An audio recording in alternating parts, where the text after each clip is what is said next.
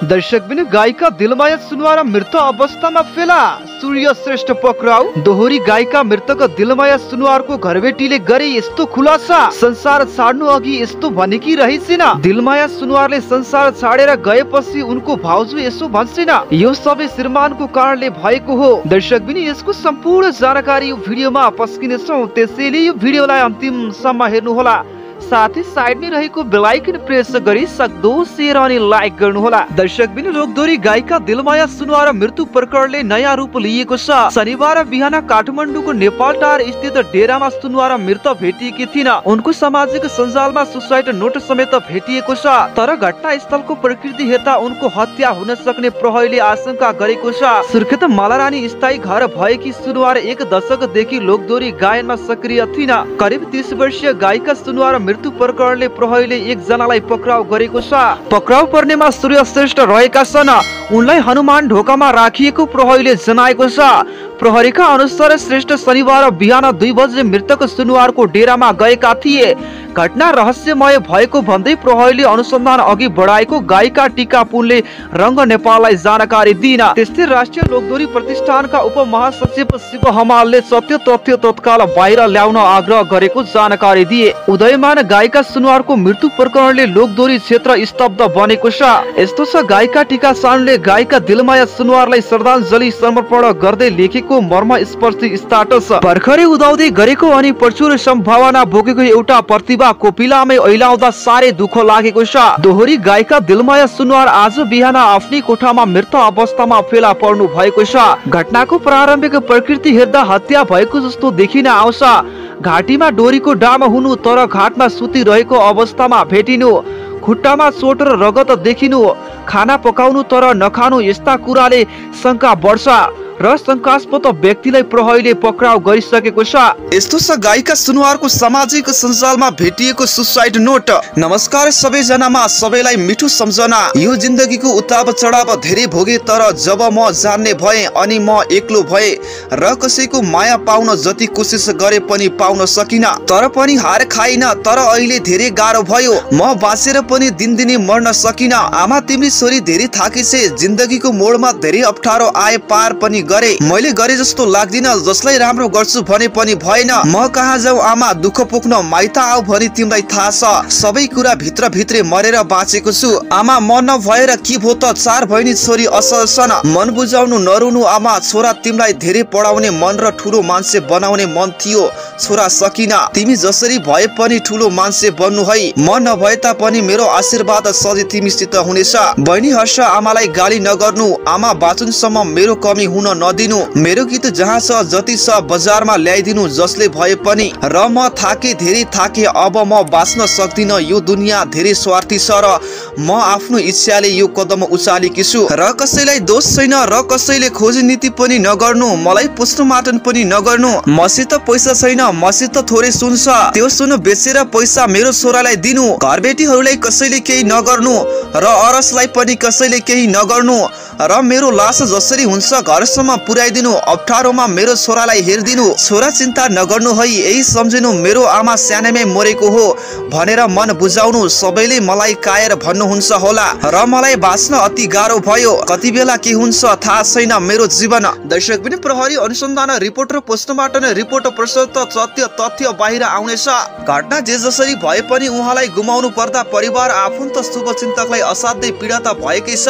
नेपाली लोकदोरी क्षेत्रले पनि एउटा ठूलो क्षति बेहोर्नु परेको छ। दिदीको आत्मालाई शान्तिको कामना गर्दछु अनि शोक सम्तप्त परिवार प्रति धैर्य धारण गर्ने शक्ति प्रदान होस्। दोषीलाई हदैसम्मको कारबाही होस्। दर्शक बिन आजको भिडियो कस्तो लाग्यो त? जस्तो लाग्यो त्यस्तै सल्लाह सुझाव अनि प्रतिक्रिया तल कमेन्ट बक्समा अवश्य गर्नुहोला भन्दै आजको भिडियोबाट बिदा हुन चाहन्छु। नमस्कार।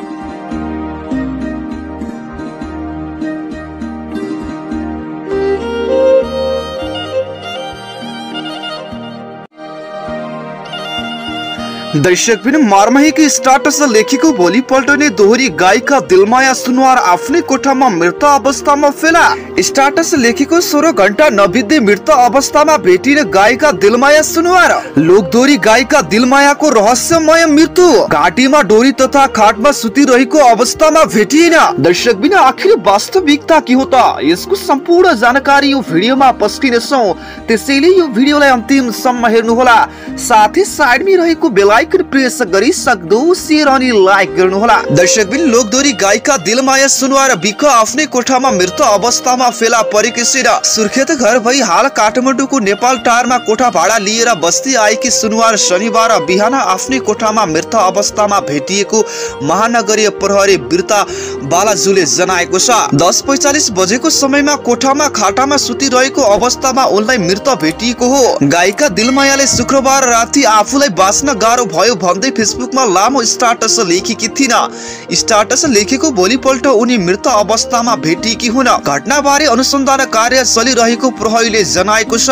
राजु परियार लगायत केही गायकसँग केही गीतमा स्वर दिएकी सुनवार विशिष्ट लाइभ दोहोरी गायकमा बढी सक्रिय थिइन्। उनी केही महिना अघि सम्पन्न राष्ट्रिय दोहोरी गीत प्रतियोगितामा उत्कृष्ट गायिका घोषित भएकी थिइन्। उनले यस वर्ष केही 30 गीतहरू समेत रेकर्ड गरेको र ती सार्वजनिक हुन बाँकी रहेको सहकर्मीहरू बताउँछन्।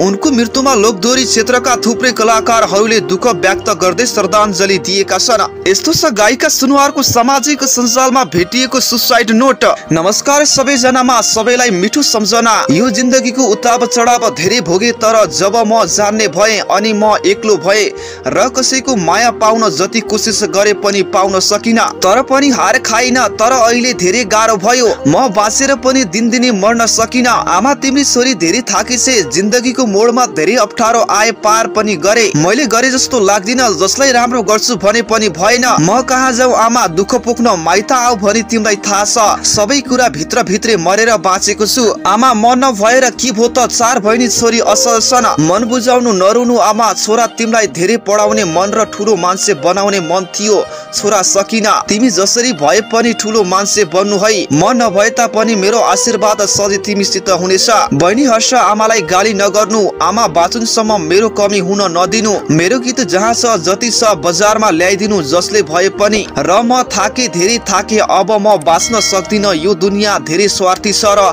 म आफ्नो इच्छाले यो कदम उचालेकी छु। र कसैलाई दोष छैन र कसैले खोजी नीति पनि नगर्नु, मलाई पोस्टमार्टम पनि नगर्नु। मसित पैसा छैन, मसित थोरै सुन छ, त्यो सुन बेचेर पैसा मेरो छोरालाई दिनु। घरबेटीहरूलाई कसैले केही नगर्नु र अरसलाई पनि कसैले केही नगर्नु र मेरो लास जसरी हुन्छ घरसम्म पुर्याइदिनु। अप्ठ्यारोमा मेरो छोरालाई हेरिदिनु। छोरा चिन्ता नगर्नु है, यही सम्झिनु मेरो आमा सानैमै मरेको हो भनेर मन बुझाउनु। सबैले मलाई कायर भन्नुहुन्छ होला र मलाई बाँच्न अति गाह्रो भयो। कति बेला के हुन्छ थाहा छैन मेरो जीवन। दर्शक पनि प्रहरी अनुसन्धान रिपोर्ट र पोस्टमार्टम रिपोर्ट प्रसुत तथ्य बाहिर आउनेछ। घटना जे जसरी भए पनि उहाँलाई गुमाउनु पर्दा परिवार, आफन्त, शुभचिन्तकलाई असाध्यै पीडा त भएकै छ।